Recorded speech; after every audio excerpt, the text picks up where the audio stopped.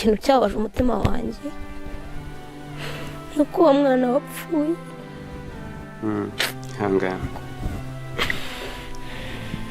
Ihangane mama, uwo mwana wapfuye byagenze gute?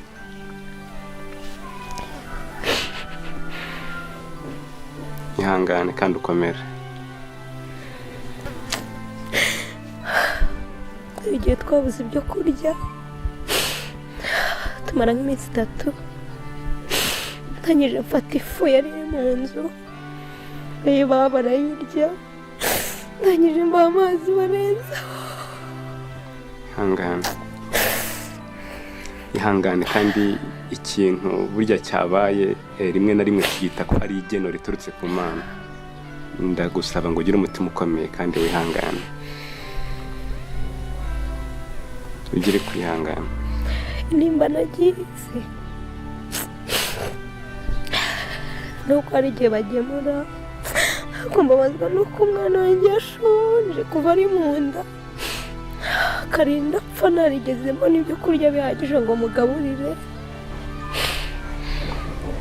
Iyo ni nimba ihora ku mutima wanjye, iyo mbitekereje ndababara. Aho ndi hose mba numva mfite agahinda, aho ndi hose mba numva mfite intimba. Iyi nkuru imaze igihe kigera mu mezi 11 iyi nkuru ikozwe. Uyu mama rero yari yagize ibyago aho yari agiye kugura inifomo y'abana, asiga akingiranye abana mu nzu. Agarutse asanga nyine inzu yafashwe n'inkongi y'umuriro, abana bahiye kugeza ubwo umwe muri bo nyine yitabye Imana, yarapfuye, yari afite imyaka 3 umwana. Ubu rero hari inkuru nziza, abana barakize, ubu bameze neza nubwo bafite ubumuga bakuye kuri iyo nkongi y'umuriro. Umwe nta kaboko agifite, amasura yabo nyine yarangiritse, ariko uyu munsi nyine bameze neza, ariko baracyakeneye ubufasha bwanyu. Hari abagize ibyo bakora mu baturanyi be, mu muryango we, ndetse n'abakunzi b'iyi cano yacu. Dukomeje rero kubasaba ko mwakomeza mukamuba hafi, mukamushakira aho kuba, mukamufasha mu byo kurya, kwambara, cyane ko ibyo bari bafite byose byahiriye muri iyo nzu. Rero abakunzi ba Equinox Africa turabakangurira gukomeza kuba hafi y'umumama, mukomeze mumubwire yihangane, mumuhumurize.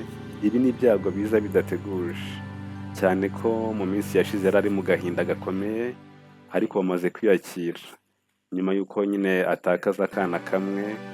Akomeza nyine anicuza, avuga ati umwana wanjye yavutse ashonje, apfa ashonje, nta n'umunsi n'umwe yigeze anezerwa. Hari n'aho avuga ko nyine ababazwa n'iyo abantu bamusuye mu bitaro bazanye ibyo kurya, umwana we yarapfuye atarigeze yishima mu buzima. Umwana wari mu nda yarababaye kugeza igihe yapfiriye, nta byishimo yigeze agira.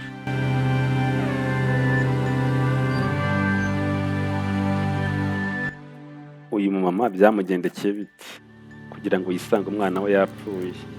Ibi byose byatewe n'uko yari yabafungiranye mu nzu, ariko si ukubanga, yari yabuze uwo abasigira, ajya gushaka nyine inifomo kugira ngo bazajye ku ishuri.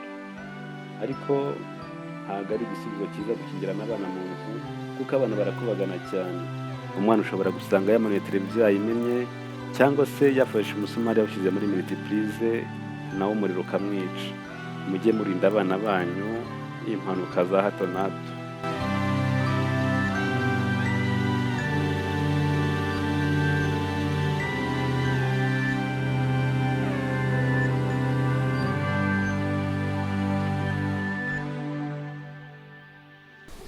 Twari turimo twegereza igihe cy'amashuri, ndangije maze kubaryamisha hari amasaha ya 8 n'ibindi, hafi 9.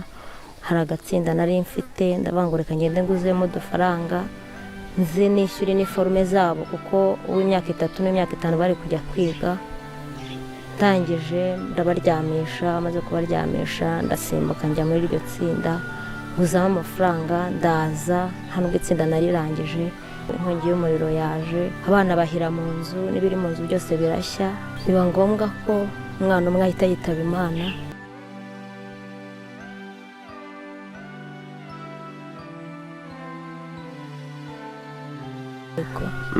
Akana kapfuye kari gafite igihe kingana iki? Kari gafite imyaka 3. Yari umwana w'umukobwa. Nari namaze kumudodeshereza iniforume, urumva nari ngiye gushaka amafaranga yo kuzishyura, mvuga ngo byibuze nimva kuzana amafaranga agenda ndaza mbabyutse, hanyuma ngende babapime, namara kubapima nishyure amafaranga. Uko naje nyatwaye mu ntoki, naraje nsanga byabaye gutyo, abana babakuramo, maze kubakuramo biba ngombwa ko babajyana kwa muganga Sashibe. Tugezeyo barwana kuri uwo ngo w'imyaka 3, birangira apfuye kuko yari yahiye igice cy'ubuhumekero. Abo bandi 2 bahiye mu maso, bashya amaboko, bashya amaguru.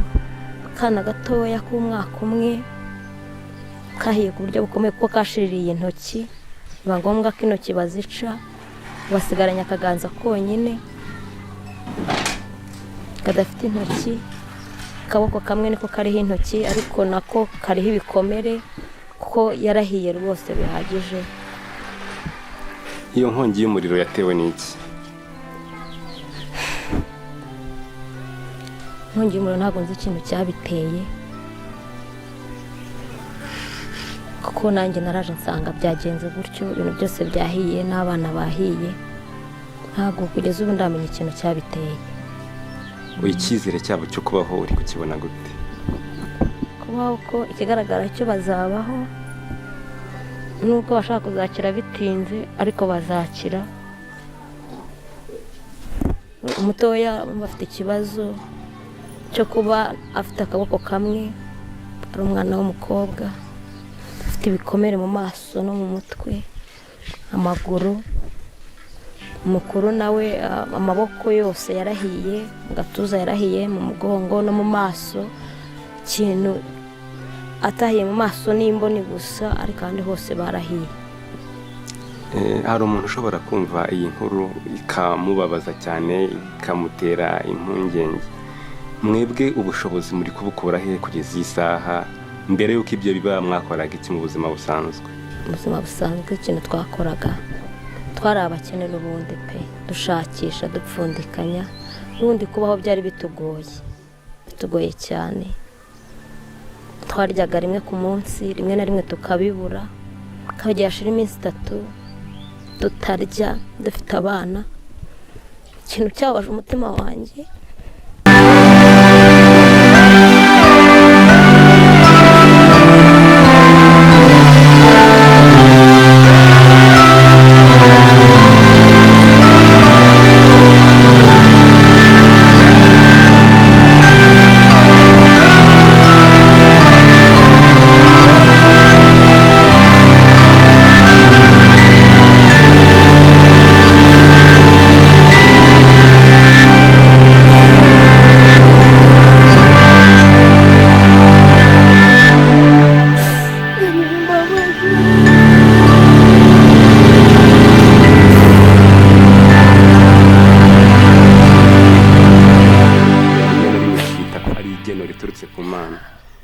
ndagusaba ngo ugire umutima ukomeye kandi wihangane.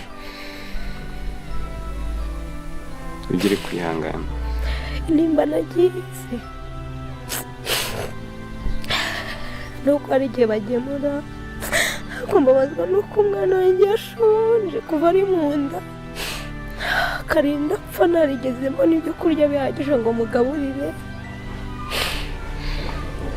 Iyo ni nimba ihora ku mutima wanjye, iyo mbitekereje ndababara. Aho ndi hose mba numva mfite agahinda, aho ndi hose mba numva mfite intimba. Umuntu ashobora kwibaza ko nyine ari igihe wenda kiba kitaragera, cyangwa se n'ibyabaye ari igihe cyari kigeze, ariko umuntu ashobora kwibaza kugeza n'iyi saha mu bukene mwari murimo, ibintu by'ibibazo muri kubyitwaramo gute? Ikintu cya mbere dushima Imana ko yaduhaye umutima wo gukomera, yaduhaye umutima wo gukomera, ko ntabwo byari byoroshye ibintu byabaye bimeze gutyo.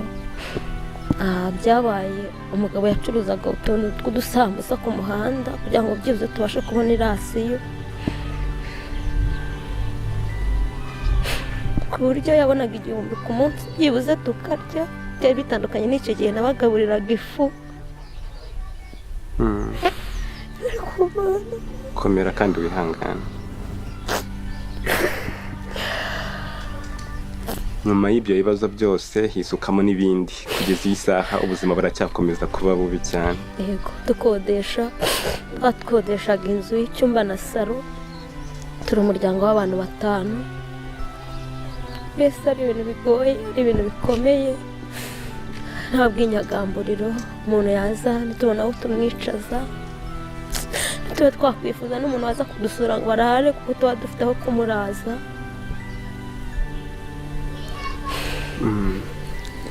Ibibazo baravuga ngo ibibazo mu bindi, cyangwa se ngo agahinda gashira kandi aribagara.